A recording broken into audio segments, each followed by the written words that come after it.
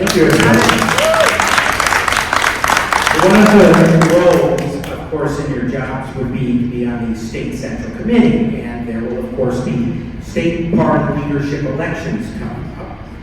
And in the 2024 election cycle, the Colorado GOP endorsed, backed, and funded their chosen congressional candidates who ultimately lost the primaries. Moreover, a total of 14 of their endorsed candidates lost their primaries in various positions. Do you support the current GOP leadership's actions and directions to support staying the course? And what qualities are you looking for in the next state party leadership? What was the last part? What qualities you're looking for in the next leadership of the state party? Well, I'm looking for qualities of a person who can actually lead the party to win elections, right? This is what we're actually here for as the Republican Party, right? Is to win elections. And when we endorse candidates before the primary, that's probably not the right way to go, right? We probably should be endorsing candidates who win the primary, right? That's what we should be supporting.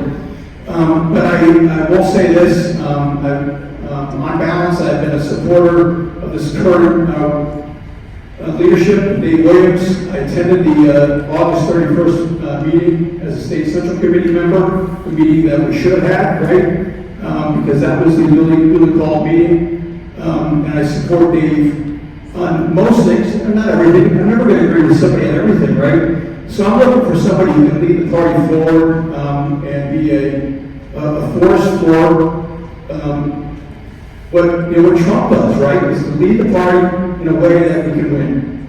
He built coalitions, we can build coalitions so that we can win. In judging anyone's actions in a leadership position, I'm going to ask, did your actions get Republicans elected? And in this case, there seems to be a thread toward consolidation of power, which I don't think is going to get more Republicans elected. I think that they should take a more practical and fact-based approach. And on a personal level, I was at the state assembly last year, and I left there feeling very disappointed in our leadership. I felt that if anyone spoke up against them, they were chastised, people were made to laugh at them, there were jokes made about them. And at the end, when they passed that one resolution about how to calculate the percentage who vote for opt-out, I don't know if any of you paid attention to that, but that was unconstitutional and that was snake oil. So I do not support the current leadership, and I think it's really telling that they're trying to get these amendments through right before they're supposed to exit office. They should leave that to the new leadership.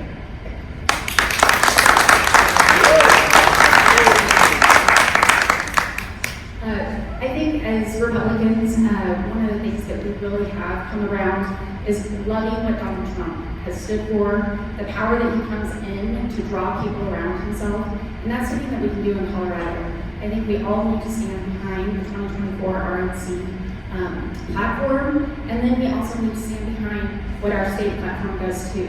And we may not all agree with that, but if we are a united front, the Democrats can't divide us. And I really appreciate going to assembly because I love being able to sit with my other friends from my community, people that I go to meetings with, but more than anything, I love being able to hear from the candidates. I have so many family in Colorado and so many friends that also say, hey, you're involved, tell us about the candidates, we don't even know anything. And so this is why we get to the privilege, and everyone, I tell all my friends, that's what I love about educating my friends about coming to caucus. I said, this is how you get to get involved, and it's open to everyone. And then you can come to assembly, you can be a delegate and listen to what the candidates have to say. So then you can tell everyone around you what you have learned.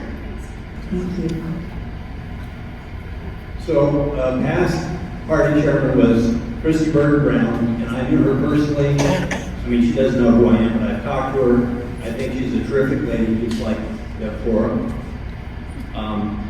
And we didn't have this dissension when she was in charge. And now with Dave Williams, I haven't been personally, but I hear things. I hear about this meeting that was or was not legal. Chris didn't have anybody meeting when she was in charge. There's this question about diverting funds to help your own campaign while you're the party leader. Some of these things just don't sit right with me. And then these rules, these amendments that are coming up, frankly, when I read those that want to solidify his position more, it reminds me of Vladimir Putin.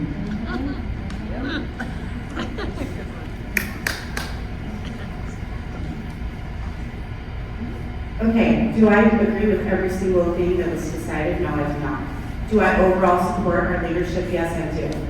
And you know what? What am I looking for? Bold leadership. Look at Trump. Does Trump ever shy away from what he thinks?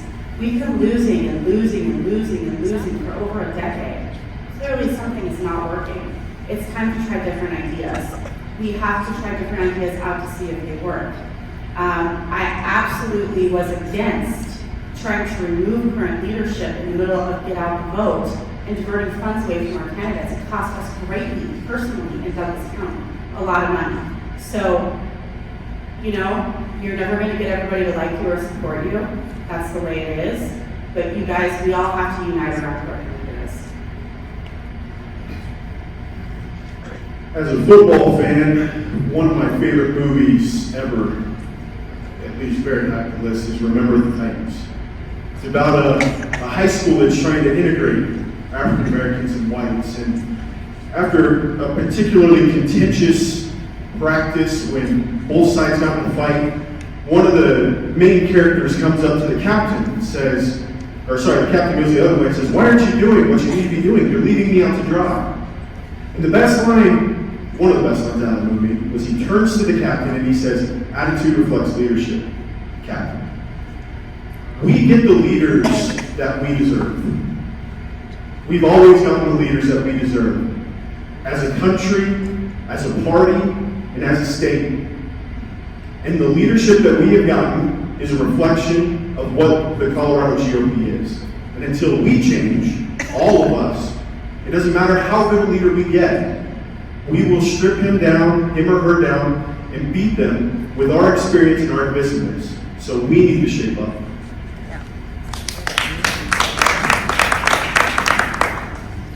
So I was going to tell a story about Remember the Titans. But I guess I'm not going to tell that story now. So in any event, it's a good thing because I have a lot to say on this issue and I only have a minute. I don't support the current leadership at the state level, and I would like to see new leadership at the state level. I think we've tried new things this time around, and it didn't work. 14 of 18 endorsed candidates lost. That's atrocious. Quite atrocious. I'd like to see change, but I do respect, I really respect Dave Williams trying to do what he felt was right for the party. Any leader that is up here, anybody who gets up on this stage, quite frankly, is putting himself out there. And that's important to understand. They're trying to do the best for the party. It may not have been the right approach. It probably wasn't the right approach. In fact, I know it wasn't the right approach. But they tried. Great. We have so many questions, and we don't want you to be here for 3 hours. So we're going to ask 2 questions as yes or no questions, and so we don't have to pass the mic back and forth, which will take 5 minutes. This is just going to be, I'll state it so you know whether to raise your hand or not. Calvin, you answered this question. This is one that we've gotten frequently. In the past election, both the Colorado GOP and the DCGOP endorsed candidates prior to the primary. Do you personally, each one of you individually, believe in endorsing individual candidates before the primary, even if they have another Republican opponent? If you believe in endorsing prior, then just raise your hand yes, and if not, go. We did endorse candidates before the primary. Okay, this was sent to me. So let's say the policy of the Colorado GOP, which is currently endorsing. Yes, we did. The DCGOP endorsed candidates who went through assembly but did not petition. That's right. Whether or not that's what happened. So the question is, because as we know, bylaws, changed or not changed, are led by leadership and the voting members. This is the question that was asked numerous times by many members of Douglas County Citizenship, and not just our group that came from outside. Do you personally believe in endorsing candidates prior to the primary? Yes, I believe in supporting candidates who go through assembly, either all the way through assembly, or if they go the hybrid position on as well. So because for the timing that we have, because we've got numerous questions, if you believe in endorsing ahead of time, just please raise your hand. Or we can go down the line if you like, go for it. We just have to keep it quick. We can do it quickly. I do not believe in endorsing candidates prior to the primary.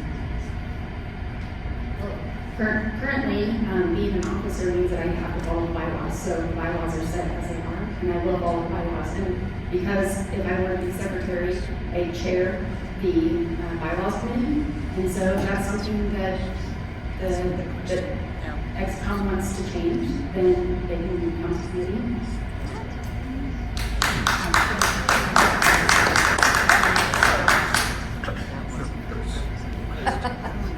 This isn't a very good question because I'm thinking several questions about this.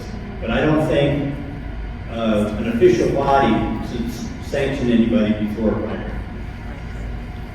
I do support candidates to go through assembly, and currently that is bylaw that was passed overwhelmingly. So if somebody wants that changed, they're going to have to pass a new resolution to change the bylaws. As of right now, it is bylaws, so I'm going with bylaws. I have an article on Kim Munson Show about supporting party neutrality that you can go out and read to understand the reasons why, but nobody should be able to pick winners and losers before the people have a choice.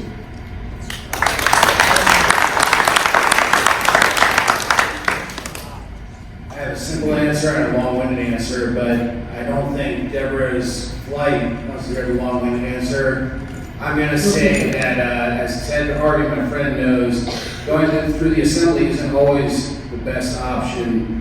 That being said, I don't agree with endorsing candidates before the primary, but I will say that having gone the other route,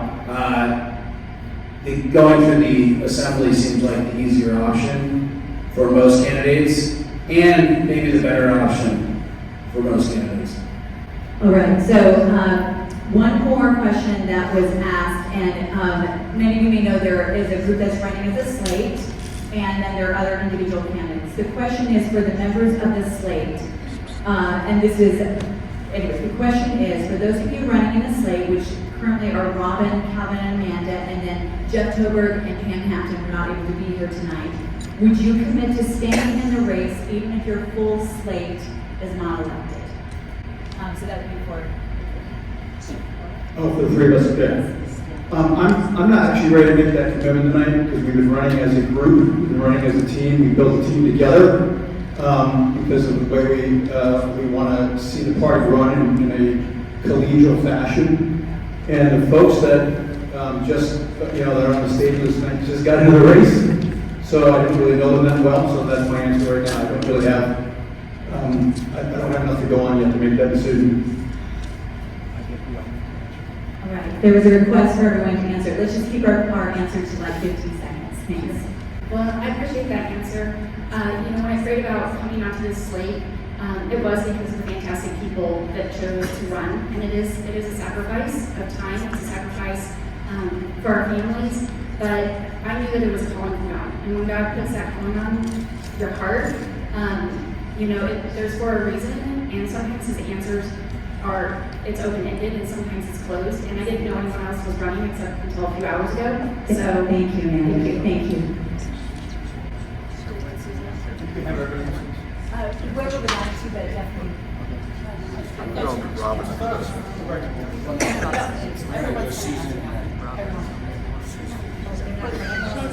You do not have to. There was a request for one other person. Please keep it 15 seconds. Thank I you. think it's healthier to have people with different perspectives. I think that if we have groupthink, we're not going to have innovation, and I've seen it at the meetings already. So if people not on the slate win, or people on the slate win, I look forward to working with all of them. That was great. 15 seconds. I would love to work with anybody up here, anybody who's not up here, regardless of the slate. We don't have a slate, so we can't necessarily say that we're going to be able to work with just ourselves. That was 15 seconds, really? Okay. Way to go. I disagree, Chris. I could work with myself all day. 15 seconds is up. Yes, but I mean, I don't really have a choice, because if I went and no one else goes with me, then I'm kind of stuck, right? So yes. Yeah, I'm not on a slate. I don't believe in slates. I think all of you need to get to vote for every candidate, not have 4 people get together and say, I'm doing this, and you get a package deal.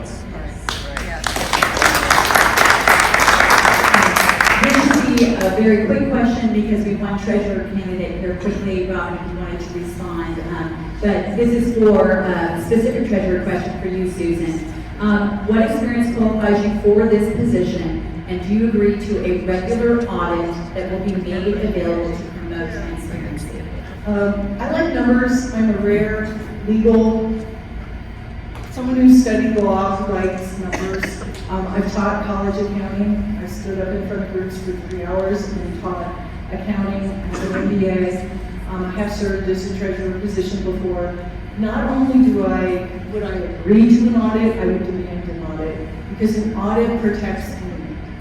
And I think transparency is important, balancing the timing of giving certain information to the public, because there is information within our books that would tell strategy. So I think audit, transparency, but smart transparency that doesn't give away your strategy.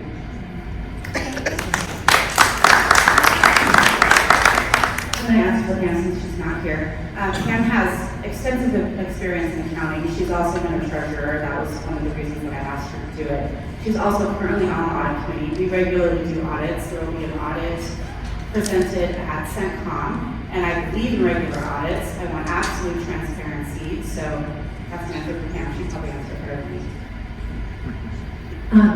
Jimmy is encouraging me to say a final word because I have a flight to catch. And I just want to say thank you all so much for being here, these amazing candidates. He's going to continue, probably ask one more question from his list, and then he'll start asking the audience questions. I do want to say, if anyone has filled out an additional card and it has not been handed, please do give it to Whitney back there. And thank you all so much, and God bless America.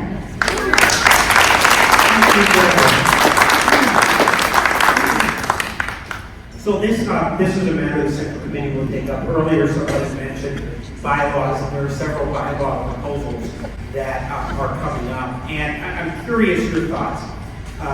Who has the stronger claim to represent Republican voices?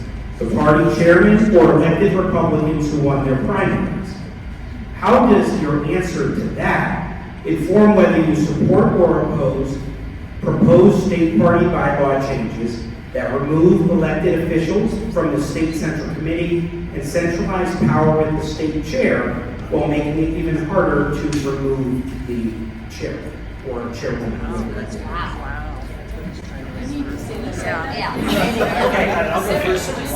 Who's got the stronger claim to Republican voices, the chair of the state party or elected Republicans in office who won their primary? And then how does that inform whether you support or oppose the proposed bylaw changes that push out elected officials from the state central committee and centralize power with the state chair? I think all of us, as many people, as many Republicans as possible, should make that decision and not leave it in the hands of a couple of people who may or may not be right. They need to have all of our input, and then we need to make our best decision. I'm not in favor of these bylaw changes and things. I don't know what they're trying to protect. If they're doing a good job, I think they're protected. If they're not doing a good job, then they should be protected.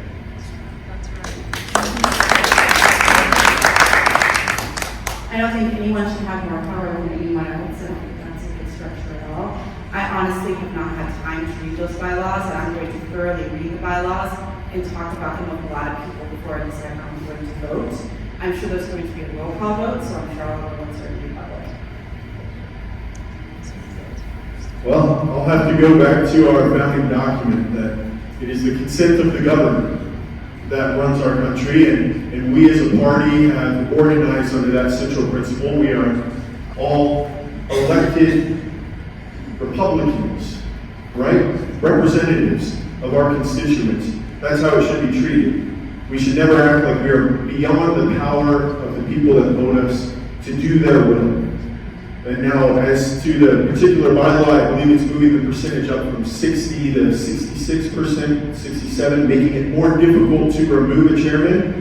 I disagree with that. There should always be an ability to remove somebody from power, especially if that power is abused. Whether that's Dave Williams, if you believe that's Dave Williams now, or whether that's some future person in the future. I want an ability to always be able to remove a tyrant. Not that Dave Williams necessarily is one or not, but theoretically, you should always have the ability to remove somebody who is abusing their power. So no, I do not believe we should raise that bar. I agree with that.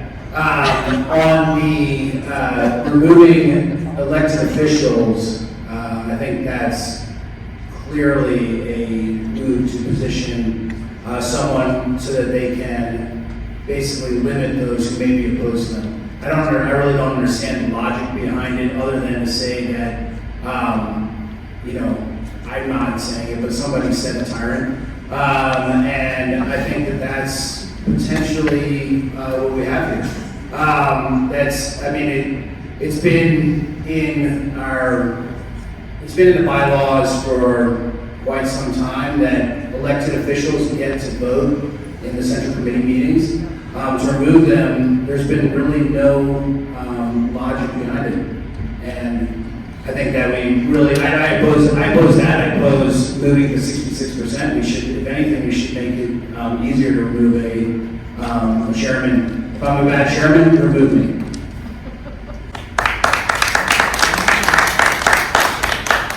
In the movie The Patriot with Mel Gibson, he makes the statement at a gathering at the outset of the war where he says, why would I want to trade one tyrant for 3,000, why would I trade one tyrant 3,000 miles away for 3,000 tyrants 1 mile away, right? So we believe, in America, we believe in representative government, right? So Dave is, I should say, the state party chairman. I think the original question was about who speaks for the party, right, as well. And so I'll just kind of address that in how much time. But I think he's the one person that is actually elected by the entire state central committee, right? So he has a lot to say for the party. But it should always be in collaboration and cooperation with elected officials as well, right? We aren't tyrants. We are all in this together, right? As Republicans, we believe in individual liberty, and so we believe in the value of the individuals. Every central committee member, every state central committee member, every elected official matters in that regard. I oppose any centralization of power. I do not think it will lead to having more Republicans elected.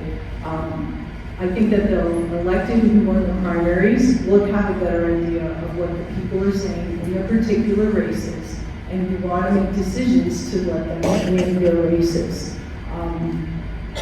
I do want to say this underscores, and I want to applaud all of you for being here, it underscores the importance of having informed votes when we vote these people in.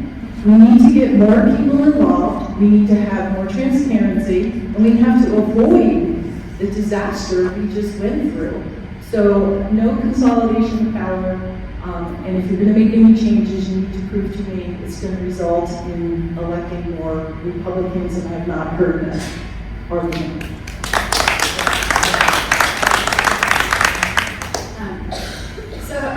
I think at any level, there needs to be accountability. And, a lot of people love to go online, a lot of people love to complain about what they don't like, but they actually don't reach out, they don't go to county council, they don't, as a public citizen, go to an ex-con meeting, or reach out to any of the party associations in county or state.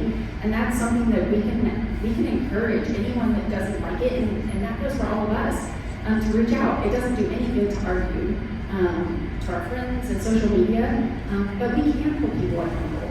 I also think that we do all have a voice, and that's why there are so many of you in here that are PCPs, that are district captains and delegates, And if that's something that you have enjoyed, I would just encourage you to get more people to get involved, like she said. And so, yeah, I think we just need to have strong leadership, but I also know that when we have seen, there's a lot of people that want to get rid of, like say Polis, and we've seen a lot of money be spent to try to do that, and it doesn't work. I think, Susan, you didn't answer the first question before we kind of lost track with the hand-raising discussion. Want to get back to the order. I think you had been the first to answer questions. Remember earlier we were alternating. I answered the first question. I wanted, in the interest of fairness, whether we're straight or not. We are, for the remaining questions, we're going to go to 30 seconds so we can get more in a short amount of time. And I have one more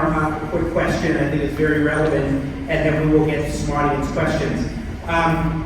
Isn't the Republican Party's job at both the county and state levels to enforce ideological discipline among elected officials as well as rank and file Republican members? That is such a dangerous term. Ideological discipline? That should make the hair on your neck stand. This is not ideological discipline. These are, we have unity in the essentials, and we have basic principles. But, and I have to say, stepping up here, just in the environment that we have right now, we almost have that right now in our Douglas County Republicans. Oh, sorry, I have to stop. Thank you. Can you repeat the question? Is it the job of the Republican Party to enforce ideological discipline among rank and file members and elected officials? Well, this would just go back again to accountability and the bylaws. There's things in the bylaws that allow us to hold elected officials and others accountable or censured, but very rarely should we do that or have to do that. Again, it's about having civility and respect for them. I think it's hard for us to say we're going to tell somebody what to say and think. You can't do that. I mean, we need to vet these people and see if they think more or less the way we do on most issues, and then we have to trust them. We can't tell them what to say or think. It's just silly. The wording is very harsh. Am I for disciplining people? No, we're not children. Am I for holding people accountable? Yes, I am. Everyone who's elected to office, including everyone up here, should be held accountable for their actions. Can I get a show of hands out there for anybody that has changed their view or opinion because somebody yelled at them? Anybody? Alexander Hamilton said this in Federalist Number 1, "For in politics, as in religion, it is equally absurd to aim at making proselytes by fire and sword. Heresies in either can rarely be cured by persecution." So if we're persecuting fellow Republicans, are we persuading, are we changing them?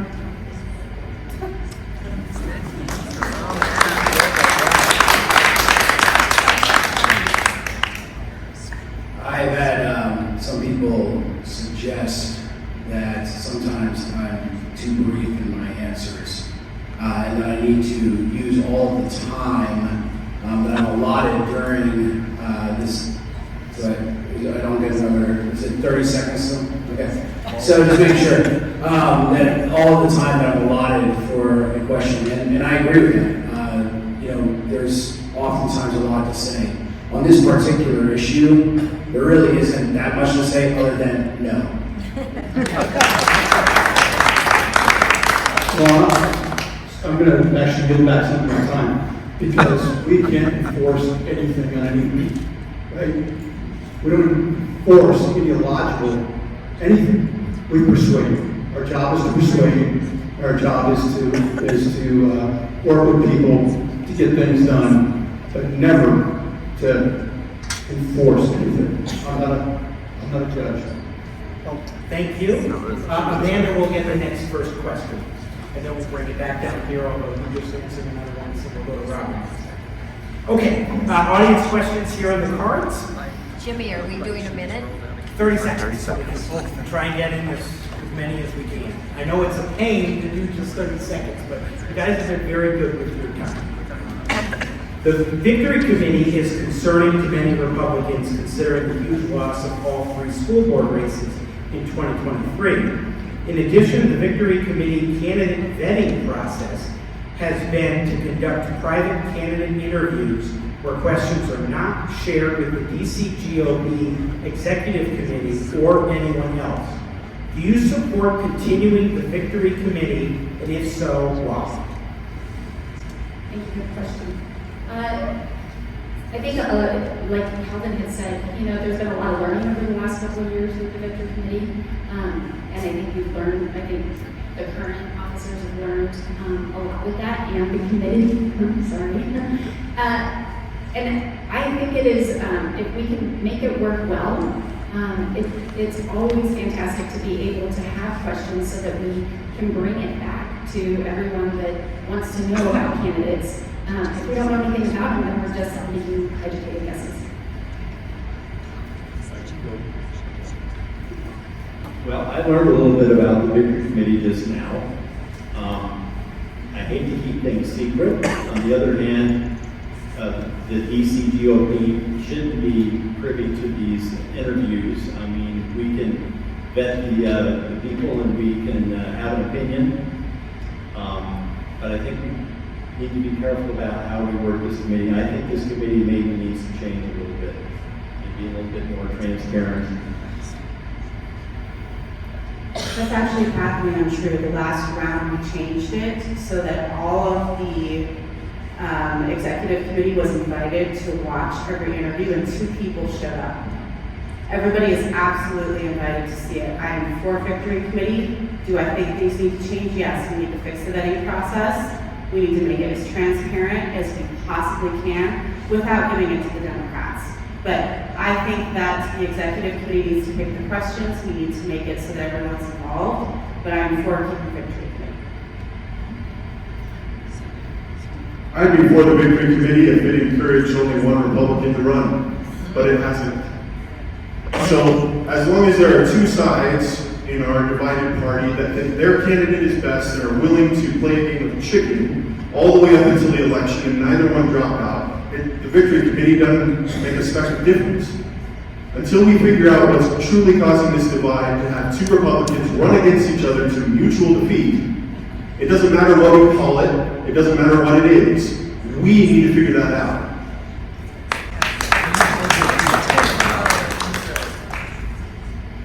I did not know about that, Robin. That's good news to learn about everybody being invited. I'm not sure that everybody here knows that they were invited to watch the Victory Committee. I see a lot of people shaking their heads. So I would suggest that perhaps messaging is a problem. I'm not sure about the Victory Committee. I think that I do agree that mutual defeat is terrible. And we lose Democrats, that's the worst. So what I would suggest is, I'm going to stop, but I'm going to 5 seconds say that we need to message better within our own party. Thank you. Yeah, communication is always what's important, but I do want to back up what Robin said, because I attended many of those interviews. So yes, the executive committee was invited to attend those interviews. They were virtual, and so I'm not sure where that information came from, Jimmy, but we did it that way. It was totally open and transparent. While these stay in its current condition, it's not leading to more Republicans being voted, so I'm going to be for it. However, I think if we can utilize this mechanism to give more pertinent and relevant information to the public to come to the same conclusions we would, then the Victory Committee would serve their purpose. Thank you. And Robin, you can take the first answer for this next audience question. Over the past year or 2, DCGOP meetings have frequently broken down into unruly situations where speakers, candidates, district captains, PCPs, and others have been shouted down and demeaned to the point that some had to leave. This occurred with DCGOP leadership watching. If you were elected, what significant changes, in 30 seconds, would you implement to guarantee that all are respected? I agree with you that the meetings have been a mess. Everyone who has been to a meeting that I have run has seen a completely different meeting. I will keep running them the way I run them, with order and Robert's Rule of Order, and with everyone being respectful.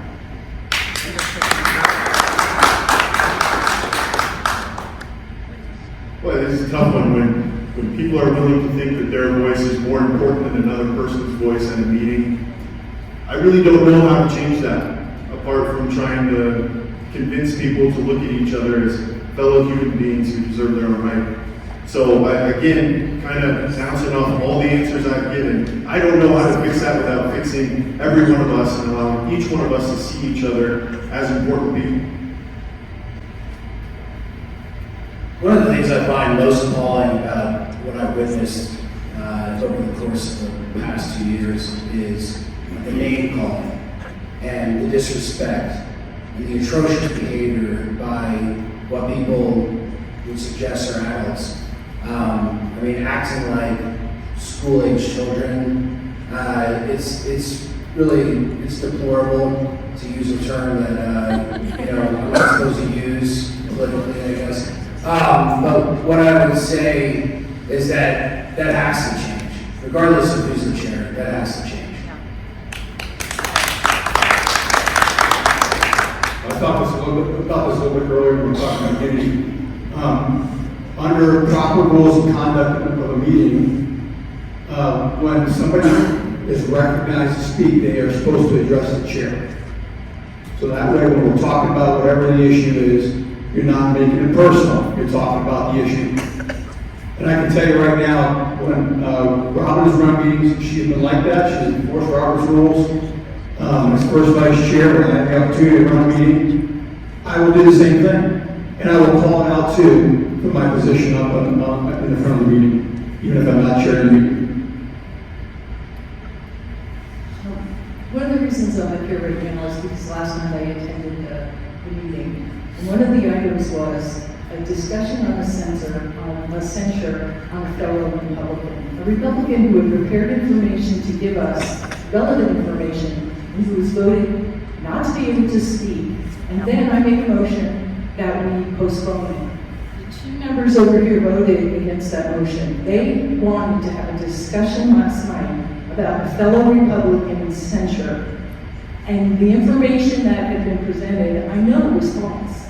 So I think it's very important you elect the right people so that we can get this. Thank you, sir. Well, one of the things that has really been, I think the question is, how do we really come together to be able to hear each other? And it does go around rules and Robert's Rules of Order. And I think it also has to do with how officers respect each other and communicate with each other. So I can't say that those of us that are running together, we have come together around wanting to support candidates getting elected. Our platform went out to everyone. And, when you're wanting to work together, then Thank you. that helps. Well, I think all these meetings have Robert's rules here and there enforced to one level or another. So I think that's probably not the answer. I think mutual respect and remembering why we're here, what we stand for, what the principles are that allowed us to be here today. That's important, and if the meeting gets out of hand, you need to stop it right there and not go on, not let this shouting go on. And last night at our meeting, there was some disrespect between members, and it was hard to see. Okay, thanks for that. We can start this final question from the audience. I think this kind of dovetails with some of the points of discussion tonight too, but it's the next one in order. There are many attacks within our parties, calling others, among other things, rhinos. How do you define a Republican? And in 30 seconds, okay, do you think there should be a litmus test beyond the 2024 GOP platform? I'm going to give you a quote. Tell me if this person is a rhino. I believe in a woman's right to choose. Buddy? Donald J. Trump in 1999. I'm very glad we gave him the ability to change. I'm very glad we had the ability to influence him into one of the top Republicans that's ever been elected as our president.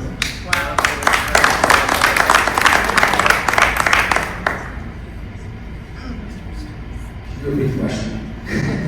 How do you define a Republican, and do you think there should be a litmus test beyond the 2024 platform? I'll start with the litmus test. No, there should not be a litmus test beyond the 2024 platform. How do I define a Republican? Republicans come in all shapes and sizes. There are some that I agree with more than others. That does not mean that they're not Republican. They may not be as conservative as I am, but I still call them a Republican. Thank you, DCC, for having us tonight. Appreciate that. Thank you all for being here. I'm going to answer from this perspective. I've been on the winning side, and I've been on the losing side of various issues. And when I say losing or winning side, I mean that when we debated different topics at ex-com meetings. And I can tell you, I walked out of there loving every single one of my fellow ex-com members, whether I disagreed with them or agreed with them that night. I respect every single one of them. And I always want to be known as somebody who's kind to every single person I encountered. So for me, I'm a rock good conservative, America first. Thank you, Cal. That's the end.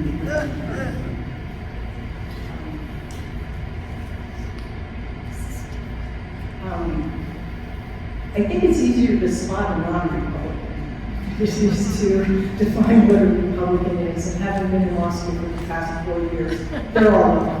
I do not think there should be a litmus test. I think that persuasion works better than punishment, and I think that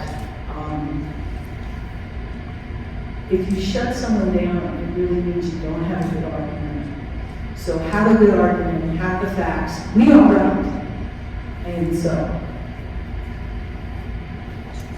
I agree that we need to rally around the National Republican Party platform. I would believe that most Republicans would agree with that. But there's those of us that there are things that are more important to the core of our heart. And that's the biblical values that I stand on. So I would rather say that I stand for what Christ has called me to, and truth behind that, than that are behind me.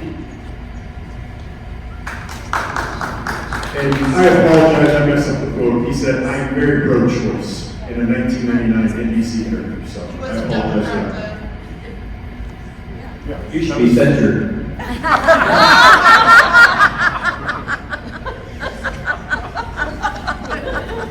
I think that we have to look back at the Constitution and the Republican principles that have developed over the centuries. They didn't have Republicans when we had the Revolution. But Lincoln was a good Republican. I can talk to somebody and I can get a good feel, are they a Republican or are they a Democrat? Like Bob Marshall said he was a Republican until 2020.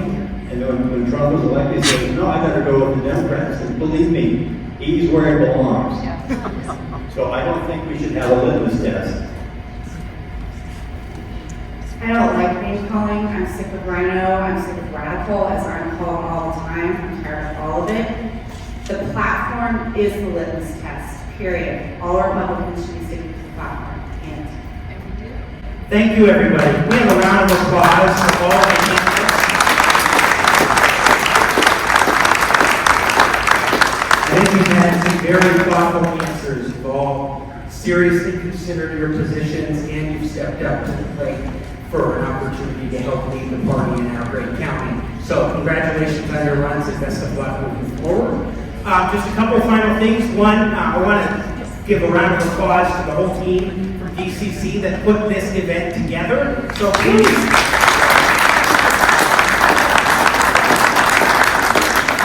I just know a few of the members of the leaders of DCC, so I wanted to be a little broad there, but I congratulate you at starting the organization, getting things really rolling. And have a great evening, everybody. I was asked to end with one thing, that some of you who are familiar with me may not be surprised that I have a briefcase full of blues and 14 different harmonicas. So in honor of the Trump train, the train will move on.